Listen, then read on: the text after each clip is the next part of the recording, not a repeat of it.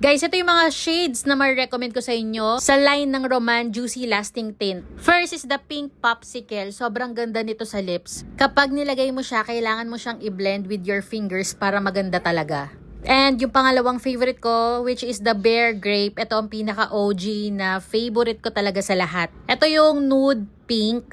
Or meron siyang pagka-mauve pink. Bagay ito guys sa morena at sa mga cool tone. Ito yung pwede mong pang-gradient effect. Next naman is the Bare Fig. Ito, meron siyang pagka-cherry na color. Cherry pink, ganun. Ayan guys, sobrang ganda rin nito. Kahit ito lang yung isuot mo, okay ka na. At naglalast to sa lips. Last shade is the Plum Coke. Tignan nyo naman guys, gamit na gamit ko to. Kasi pwede ko tong i-partner dun kay Pink Popsicle at saka kay Bare Grape. Ito yung nilalagay ko sa inner part ng lips ko for gradient effect. So ayan guys, yung 4 shades na sobrang ma-recommend ko sa inyo. At lahat yan nagtitint talaga sa lips. Link on my showcase. Bye!